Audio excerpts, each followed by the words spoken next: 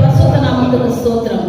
இந்த நாளிலும் கூட இயேசு விசாரிக்கிறார் அசம்பிளியினுடைய ஆன்லைன் ஆராதனையை பார்த்து கொண்டிருக்கிறதான கர்த்தருடைய பிள்ளைகள் யாவருக்கும் இயேசுவின் நாமத்தில் என் அன்பின் வாழ்த்துக்களை தெரிவித்துக் கொள்கிறேன். இந்த நாளிலும் கூட நாம் எல்லாருமாய் சேர்ந்து கர்த்தருடைய நாமத்தை ஒருமனப்பட்டவர்களாய் பாடி கொஞ்ச நேரம் துதித்து அதன் பிற்பாடு நம்முடைய சபையின் போதகர் செய்து கொடுப்பார். நாம் கண்டுக்கலாம்.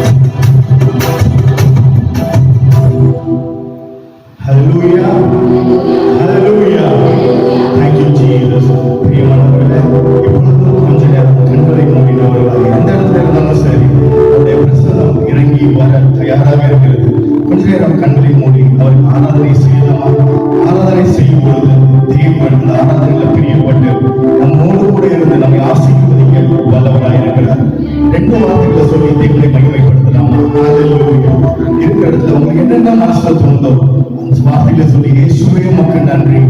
Thank you Father. நீ நல்ல தெய்வம் ஆண்டவரே. எங்களை பொன்னை போல புடமிட்டானோ எங்களை அப்படியே விட்டு விடுகிற தெய்வம் அல்ல ஆண்டவரே. நீங்க இந்த கிருபையினால் எங்களை இழுத்து கொண்டீங்களே ஆண்டவரே. இதுவரை இதை பார்க்கிற ஒவ்வொருவரையும் எங்களோடு கூட நீங்க கிருபையா இருந்தீங்களே ஆண்டவரே. ஜீவனோடு வைத்திருந்தீங்களே ஆண்டவரே. நமக்கு நன்றி ஆண்டவரே. கோடி ஸ்தோத்திரங்கள் ஆண்டவரே. அல்லேலூயா. முன்னோர்கள் மீது நம்பிக்கை வைத்தார்கள். நம்பினதால்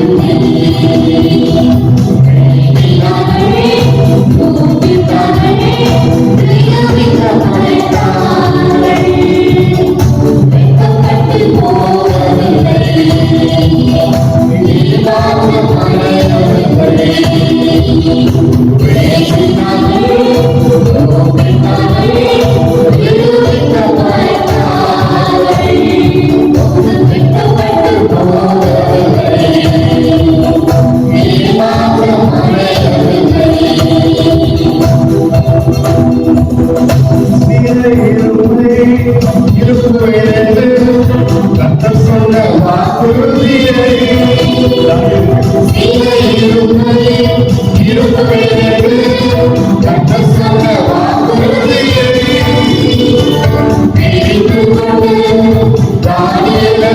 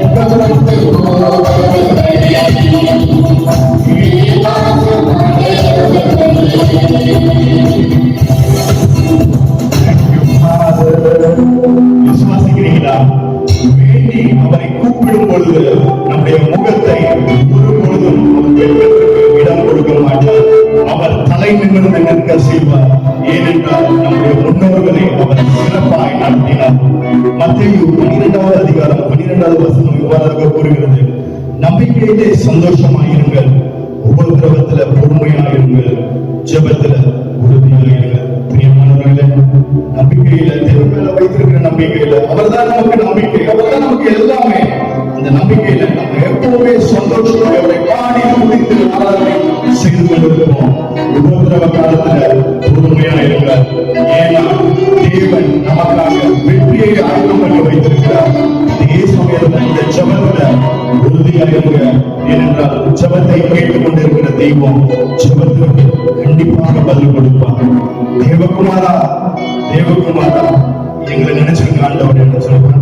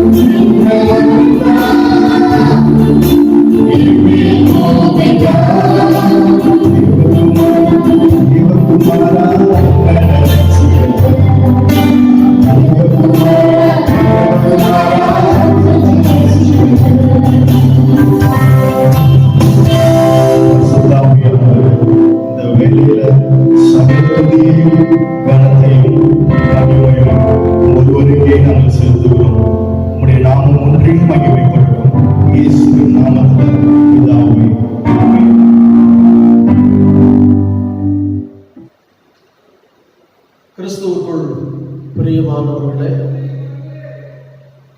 மீண்டும் உங்களை சந்திப்பதில் மகிழ்ச்சி அடைகிறேன். இயேசு கிறிஸ்துவின் நாமத்தில் உங்களை வாழ்த்துகிறேன். கர்த்தர் உங்கள் ஒவ்வொருவரையும் அளவில்லாமல் ஆசீர்வதிப்பாராக என்று சொல்லி உங்களை ஆசீர்வதிக்கிறேன். பாடல் குழுவினர் ஒரு இனிமையான பாடலை பாடினார்கள். ஒவ்வொரு நாளும் 1 மணி நேரம் ஜெபிக்கின்றாயா என்ற ஒரு பாடலை பாடினதை நாம் கேட்டோம். இன்றைக்கு ஜெபத்தை குறித்து சில காரியங்களை உங்களோடு நான் பகிர்ந்து கொள்ளப் போகிறேன்.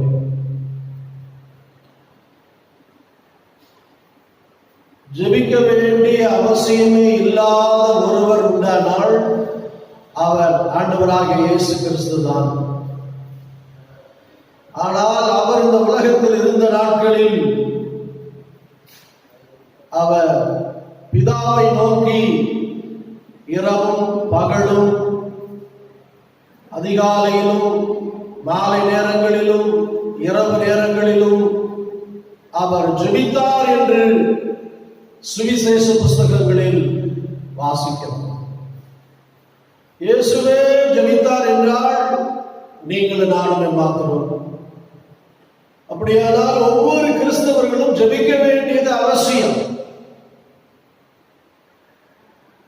அதுவும் இந்த நாட்களில் ஒவ்வொருவருக்கும் ஜெபம் மிக முக்கியமான ஒன்றாய் இருக்கிறது. 65ஆம் சங்கீதம் 2ஆம் வசனத்தை வாசிக்கும் போது, ஜெபத்தை கேட்கிறவரே, மாம்சமான யாரும் உம்மிடத்திற்கு வருவார்கள் என்று தாவீது சொல்லுகிறார். நம்முடைய ஆண்டவர் ஜெபத்தை கேட்கிறவர் மட்டுமல்ல, ஜெபத்திற்கு பதில் கொடுக்கிறவருமாய் இருக்கிறார். அருமையானவர்களே, இன்றைக்கும் தேவன் நம்முடைய ஜெபங்களை கேட்டு அற்புதங்களை செய்கிறவராய் இருக்கிறார்.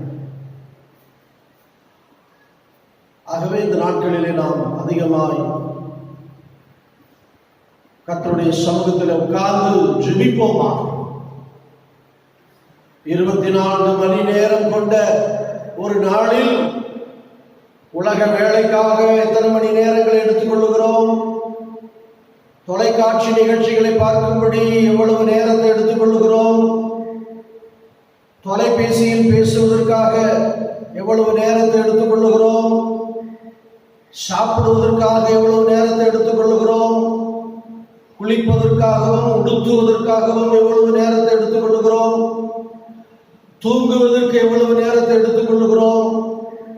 சொந்தக்காரர்களிடத்தில் நண்பர்களிடத்தில் பேசுவதற்கு எவ்வளவு நேரத்தை எடுத்துக் கொள்ளுகிறோம் என்று யோசித்து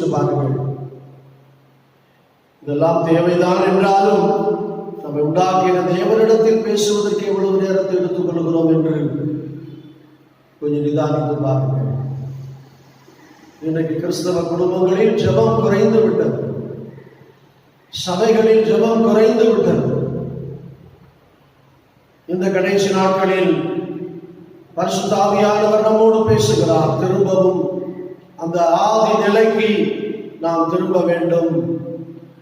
அப்போஸ்தலர் நடவடிக்கைகள் புஸ்தகத்தை வாசித்து பாருங்கள். அங்கே ஒவ்வொரு அதிகாரங்களிலேயும் ஜெபத்தை குறித்து எழுதப்பட்டிருக்கிறது.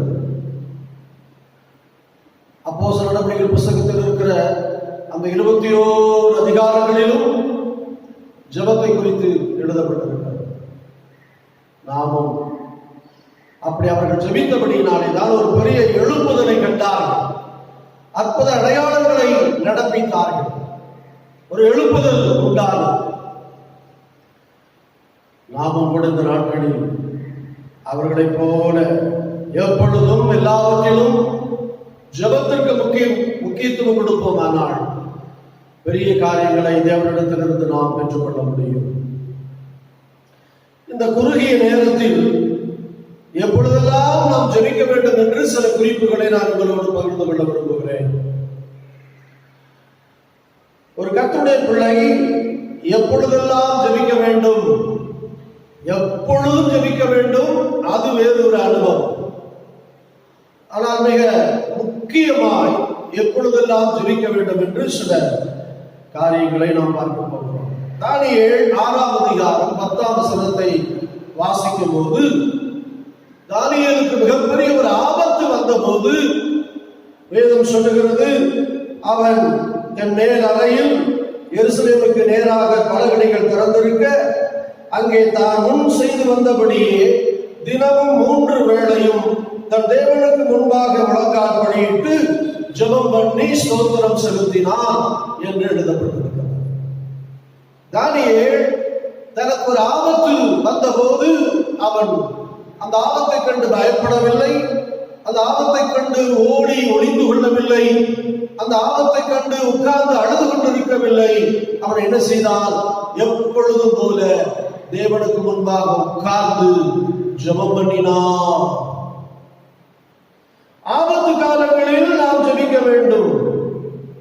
என்றைக்கும் இல்லாத அளவுக்கு இன்றைக்கு நமக்கு ஆபத்துகள் நம்மை சூழ்ந்து இருக்கிறது. மிக அருகில் நமக்கு ஆபத்து வந்திருக்கிறது. சில அரசியல் இயக்கங்களால், IS போன்ற தீவிரவாத இயக்கங்களால், இந்தியாவில் செயல்படும் RSS போன்ற இயக்கங்களால், உலகத்தில் பரவிக் கொண்டிருக்கிற பலவிதமான வைரஸ்களால்,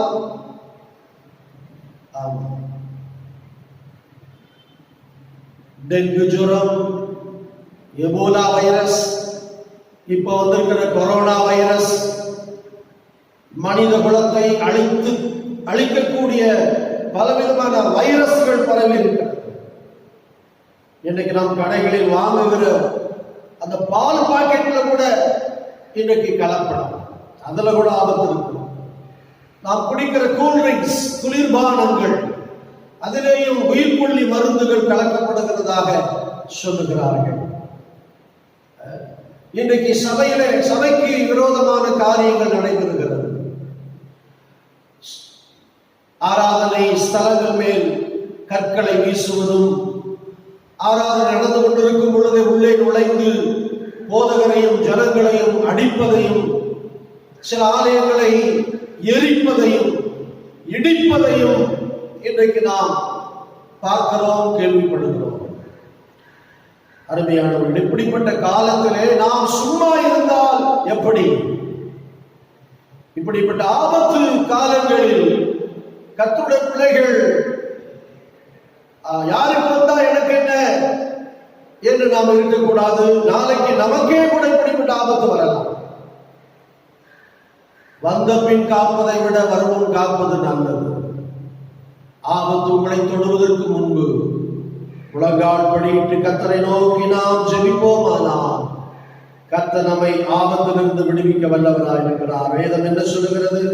50ஆம் சங்கீதம் 15ஆம் வசனம், 91 சங்கீதம் 15 வசனங்களை வாசிக்கிறோம். ஆபத்து காலத்தில் என்னை நோக்கி கூப்பிடு, அப்பொழுது நான் உன்னை விடுவிப்பேன், நீ என்னை மகிமைப்படுத்துவாய் என்று 50 சங்கீதத்தில் வாசிக்கிறோம். 91 சங்கீதத்தில் என்ன வாசிக்கிறோம்? அவன் என்னை நோக்கி கூப்பிடுவான், நான் அவனுக்கு மறு உத்தரவு அருளி செய்து ஆபத்தில் நான் அவனோடு இருந்து அவனை தப்புவித்து அவனை நீடித்த நாட்களால் கனப்படுத்துவேன் என்று வாக்கு பண்ணியிருக்கிறார். அருமையான கர்த்தருடைய பிள்ளை, ஆபத்து மிக அருகில் இருக்கிறது.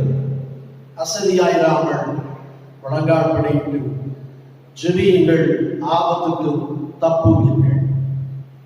இரண்டாவது 103 சங்கீதம் 3, 4 ஆகிய வசனங்களை வாசிக்கும் போது வியாதியஸ்தர்களுக்காய் நாம் ஜெபிக்க வேண்டும்.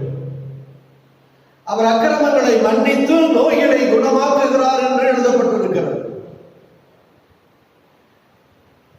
யாக்கோபு 5 அதிகாரம் 13, 14, 15 ஆகிய வசனங்களை வாசித்து பாருங்கள். உங்களில் ஒரு வியாதிப்பட்டால் கர்த்தருடைய நாமத்தினாலே அவனுக்கு எண்ணெய் பூசி ஜெபம் பண்ணுங்கள்.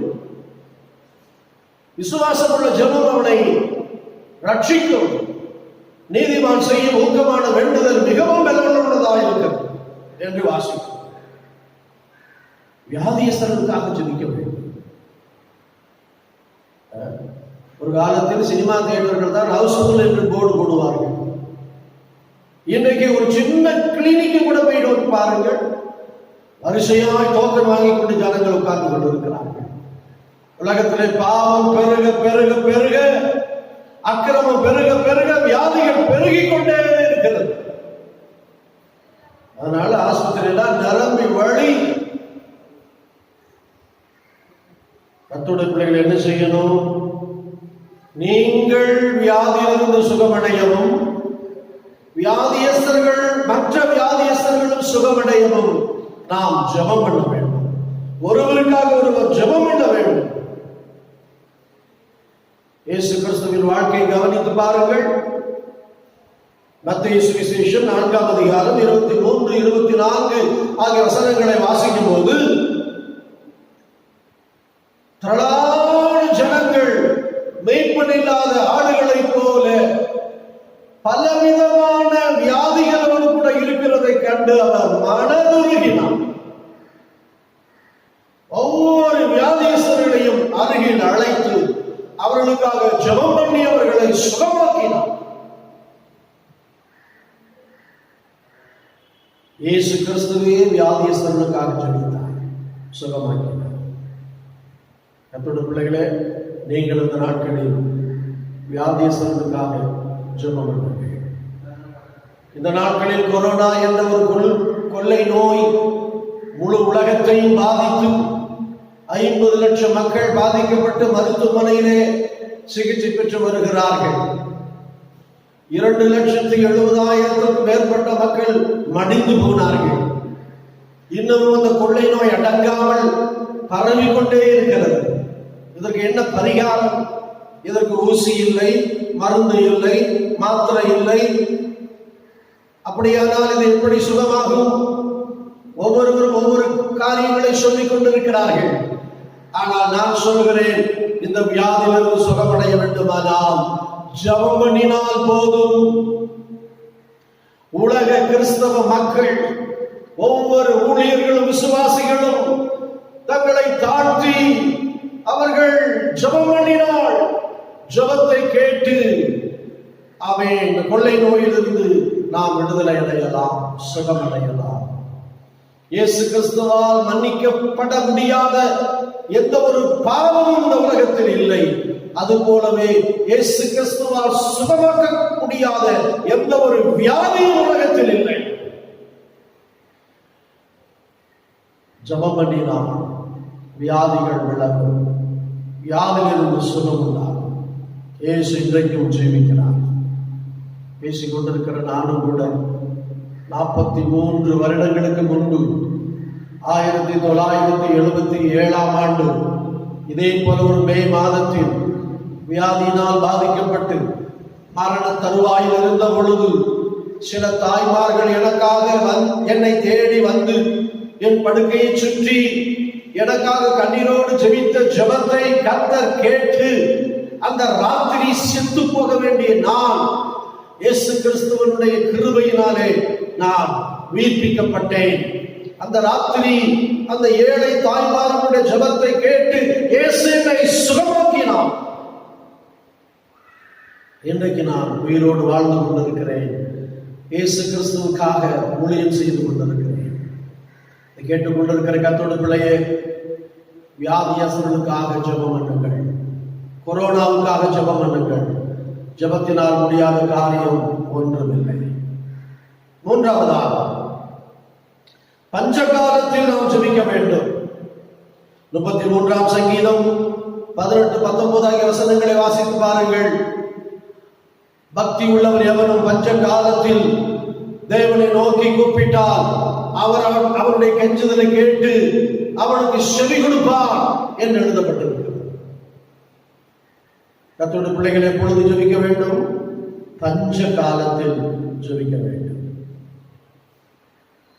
இயேசு கிறிஸ்து கடைசி காலத்தை குறித்து சொல்லும் போது லூக்கா சுவிசேஷம் 21ஆம் அதிகாரம் 11ஆம் வசனத்தில் வாசிக்கிறோம்.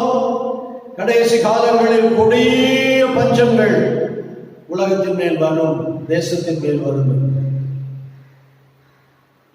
அது ஒருவேளை ஆகார பஞ்சமா இருக்கலாம், குடிக்க தண்ணி கூட கிடைக்காத பஞ்சமா இருக்கலாம், வேலை இல்லாத திண்டாட்டமா இருக்கலாம். பலவிதமான பஞ்சங்கள் உலகத்திலே வரலாம். குறிப்பாய் மழை. ஒரு தேசம் ஆசீர்வாதமாய் இருப்பதற்கு தேவை மழை. நான் ஏற்ற காலத்தில் தேசத்தின் மேல் மழையை கட்டளையிடுவேன், ஆசீர்வாதமான மழை உங்கள் மேல் பெய்யும் என்று எசேக்கியேல் 34ஆம் அதிகாரம் 26ஆம் வசனத்தில் ஆண்டவர் வாக்கு பண்ணியிருக்கிறார். கடந்த சில வருஷங்களாக தமிழ்நாட்டில் தண்ணீர் பஞ்சம். இதற்கு என்ன வழி? ஜெபம் பண்ணினார். ஒரு முறை தமிழ்நாட்டில் டாக்டர் எம்ஜிஆர் அவர்கள் முதலமைச்சராக இருந்த பொழுது தமிழ்நாட்டில் பயங்கரமான தண்ணீர் பஞ்சம். குடிக்க கூட தண்ணி கிடைக்கல. முதல்வர் என்ன செய்தார் தெரியுமா? அமெரிக்காவிலிருந்து விஞ்ஞானிகளை வரவழைத்து அன்றைய பண மதிப்பின்படி 80 லட்சம் ரூபாய் செலவழித்து ஹெலிகாப்டரில் பறந்து வானத்தில் சில ரசாயன பொடிகளை தூவினார்கள். அது ஆங்காங்கே கொஞ்சம் அப்படி லேசாய் மழை தூறல் வந்ததை தவிர மழை பெய்யவில்லை. 80 லட்சம் ரூபாய் வீணாய் போனது. குன்னக்குடி வைத்தியநாதன் என்ற ஒரு வயலின் கலைஞர் சென்னையில் உள்ள போரூர் ஏரியில் முழங்கால் அளவு தண்ணீரில் நின்று கொண்டு வயலில் வாசித்தார். மழை பெய்யவில்லை. தமிழ்நாட்டில் பல கிராமங்களில் கழுதைக்கு கழுதை கல்யாணம் பண்ணி வைத்தார்கள். மழை பெய்யவில்லை. கழுதைக்கும் தவக்கலைக்கும் கல்யாணம் பண்ணி வைத்தார்கள். மழை பெய்யவில்லை. பிறகு கழுதைக்கும் மனுஷனுக்கும் கல்யாணம் பண்ணி வைத்தார்கள். மழை பெய்யவில்லை. நாளுக்கு நாள் தண்ணீர் பஞ்சம் அதிகமாகிக் கொண்டே இருந்தது. பக்கத்து மாநிலங்களிலிருந்து ரயில்வே வேகன் மூலமாக தண்ணீர் கொண்டு வந்தார்கள். கடைசியில் எப்பொழுது மழை பெய்தது தெரியுமா? சென்னையிலிருந்து கன்னியாகுமரி வரைக்கும் இருக்கிற எல்லா கிறிஸ்தவ சபைகளும் ஒன்றாக இணைந்து கிறிஸ்தவர்கள் அத்தனை பேரும் ஒருவனப்பட்டு ஜெபித்த போது, ஜெபித்து அடுத்த சில நாட்களில் தமிழ்நாட்டிலே ஒரு பலத்த மழையை இயேசு கட்டளையிட்டார். ஹல்லேலூயா! ஜெபம் மழையை கொண்டு வந்தது. ஜெபம் பஞ்சத்தை போக்கியது. நாட்களில் ஒவ்வொரு நாட்டிலும் ஒவ்வொரு விதமான பஞ்சம். சில நாடுகளில் தண்ணீர் பஞ்சம், சில நாடுகளில் உணவு பஞ்சம், சில நாடுகளில் வேலையில்லாத பஞ்சம். இப்படி பலவிதமான பஞ்சங்கள் பெருகிக் கொண்டிருக்கிறது. இந்த நாட்களில் நாம் சுகமாய் இருக்கிறது போல நினைத்துக் கொண்டிருந்தால் எப்படி? ஆபத்து வரும்போது நாம் ஜெபிப்போம். நம்முடைய தேசத்திலே என்னென்ன குறைவு இருக்கிறதோ அந்த குறைவுகளை எல்லாம் ஆண்டவர் நீக்கி போடும்படி ஜெபம் பண்ணுவோமா. நம்முடைய ஆண்டவர் எல்லாவற்றாலும் நிரப்புகிற ஆண்டவர். கர்த்தருடைய பிள்ளைகளே, பஞ்ச காலத்திலே ஜெபி.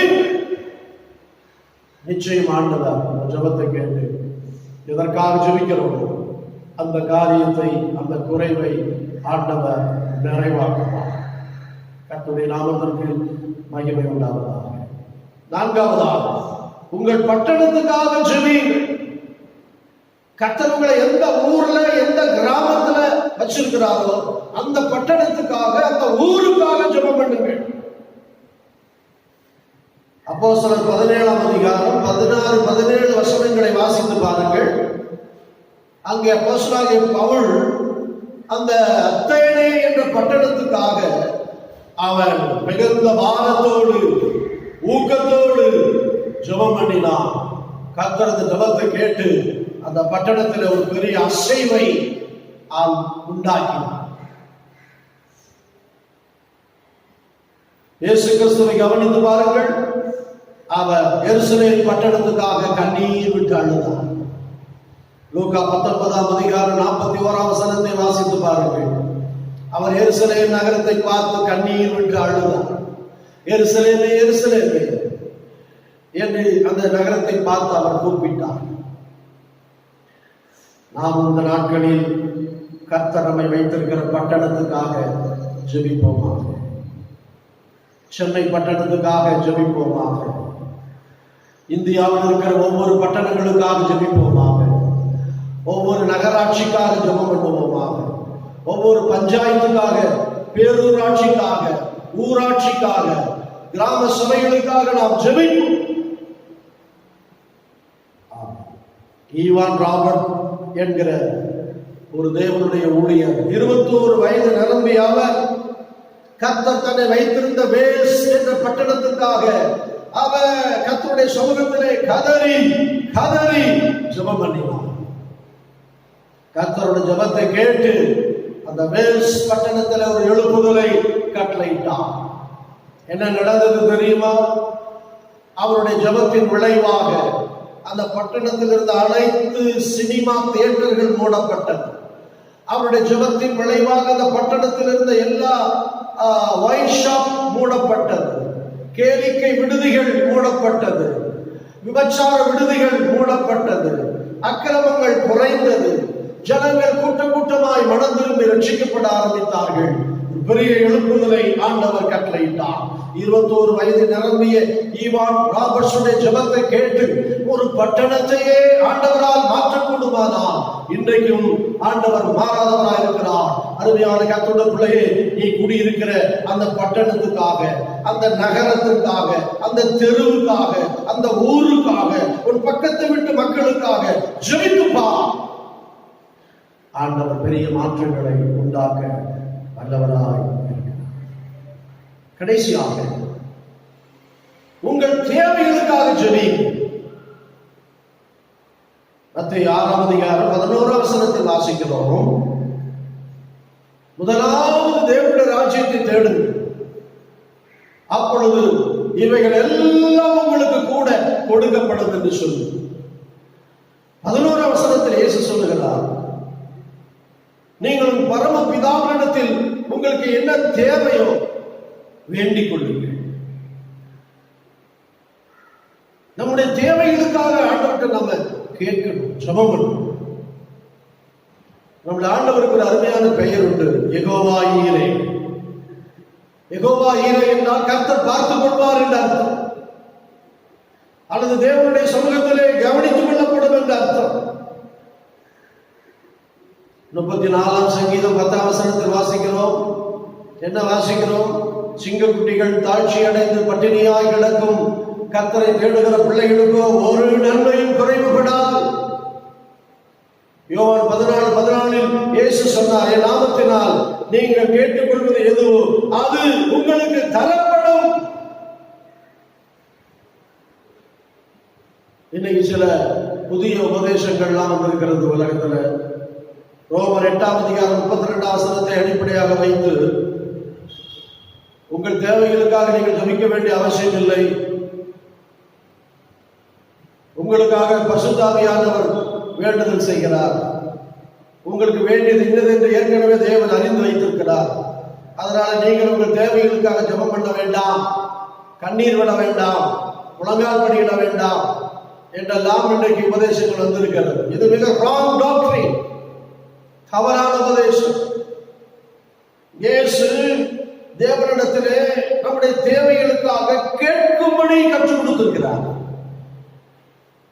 நீங்கள் பிதாவினிடத்திலே கேளுங்கள், அன்றன்றுள்ள ஆகாரத்தை இன்றைக்கு தரும்படி கேளுங்கள் என்று அவர் சொல்லியிருக்கிறார். என் நாமத்தினாலே கேளுங்கள் என்று சொல்லியிருக்கிறார். கேளுங்கள், அப்பொழுது உங்களுக்கு கொடுக்கப்படும் என்று சொல்லியிருக்கிறார்.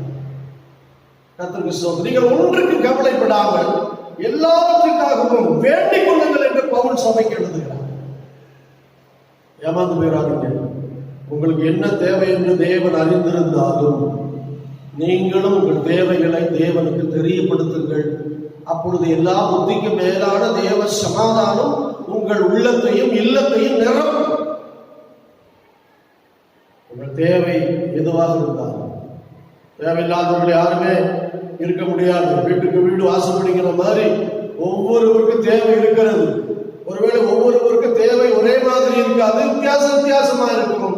உங்களுக்கு என்ன தேவை முழங்கால் படிங்கள், ஏசப்பாவை நோக்கி கேளுங்கள், சுவாசத்தோடு கேளுங்கள், நம்பிக்கையோடு கேளுங்கள். நிச்சயமாய் நீங்கள் கேட்கிறதை நீங்கள் வேண்டிக் கொள்வதற்கு அதிகமாய் தந்து அவர் உங்களை சந்தோஷப்படுத்துவார், உங்களை ஆசீர்வதிப்பார், உங்கள் வாழ்க்கையில் அற்புதங்களை செய்வார். ஒருவேளை நம்ம கேட்டு நமக்கு கிடைக்கலன்னா அது தேவனுக்கு சித்தமில்லை என்று விட்டுவிட வேண்டும். அதை குறித்து நாம் கவலைப்பட்டுக் கொண்டிருக்க கூடாது. வேறே ஒரு புதிய காரியத்தை இயேசு உங்களுக்காக செய்வார். அருமையானவர்களே, இன்றைக்கும் தேவன் நம்முடைய ஜெபங்களை கேட்டு அற்புதங்களை செய்கிறார். ஆகவே இந்த நாட்களில் சும்மா தூங்கிக் கொண்டிராமல், காலத்தை வீணாக்காமல், அசதியாயிராமல், சோம்பலாயிராமல் நாம் எழுந்து முழங்கால் படியிட்டு தேவனை நோக்கி ஜெபம் பண்ணுவோம். எப்பொழுது ஜெபம் பண்ண வேண்டும்? ஆபத்து காலத்தில் ஜெபம் பண்ணுங்கள். கர்த்தர் உங்கள் ஜெபத்தை கேட்டு ஆபத்தில் இருந்தவங்களை விடுவிப்பார். வியாதிஸ்தர்களுக்காக ஜெபியுங்கள். முழு உலகமும் வியாதியால் நிரம்பியிருக்கிறது. கர்த்தர் உங்கள் ஜெபத்தை கேட்டு வியாதிஸ்தர்களை சுகமாக்குவார், உங்களையும் சுகமாய் வைப்பார். மூன்றாவது, பஞ்ச காலத்தில் ஜெபியுங்கள். கர்த்தர் ஜெபத்தை கேட்டு பஞ்சத்தை மாற்றுவார், செழிப்பை தருவார். நான்காவது, உங்கள் பட்டணத்துக்காக ஜெபியுங்கள். பட்டணத்தில் ஒரு பெரிய மறுரூபத்தை ஆண்டவர் கட்டளையிடுவார். ஐந்தாவது, உங்கள் சொந்த தேவைகளுக்காக ஜெபியுங்கள். நீங்கள் ஜெபிக்கிற எல்லாவற்றையும் ஆண்டவர் கேட்டு தமக்கு சித்தமானவைகளை உங்களுக்கு தந்து உங்களை சந்தோஷப்படுத்துவார். ஜெபமா ஜெபிப்போம். அன்பின் ஆண்டவரே, நீ கொடுத்த நல்ல வார்த்தைகளுக்கு ஆசீர்வதிக்கிறேன். இந்த நேரத்தில் என்னோடு கூட இந்த நிகழ்ச்சியில் பங்கு பெற்றிருக்கிற, இதை கவனித்துக் கொண்டிருக்கிற, இதை கேட்டுக் கொண்டிருக்கிற ஒவ்வொருவருடைய வாழ்க்கையிலேயும் ஜெப ஜீவியத்தை கட்டளையிட நீர் இன்றைக்கு எங்கள் ஜெபங்களை கேட்டு அற்புதங்களை செய்ய காத்திருக்கிறீர். அருமையான பிள்ளைகளும் ஆண்டவர் என்ற கேட்ட வசனத்தின்படி உம்முடைய சமூகத்தில் முழங்கால் படியிட்டு ஜெபித்து அநேக அற்புதங்களை, ஆசீர்வாதங்களை, நன்மைகளை பெற்றுக்கொள்ளும்படி இப்பொழுதே ஒரு ஜெபத்தின் ஆவி, ஒரு புதிய அபிஷேகம், ஒரு தெய்வீக வல்லமை ஒவ்வொருவரையும் ஆட்கொள்வதாக அற்புதங்களை காண செய்யும். இன்றைக்கு உயிரோடு இருக்கிறீர், ஜீவிக்கிறீர் என்பதை ஜெபத்தை கேட்டு பதில் தந்து உடைய மக்களை ஆண்டவரே சாட்சியாய் நிறுத்து. செய்வதற்காக நன்றி. இயேசு கிறிஸ்துவின் நாமத்தில் வேண்டிக் கொள்கிறோம் நல்ல பிதாவே. ஆமென், ஆமென். நன்றி. கர்த்தர் உங்களை ஆசீர்வதிப்பார்.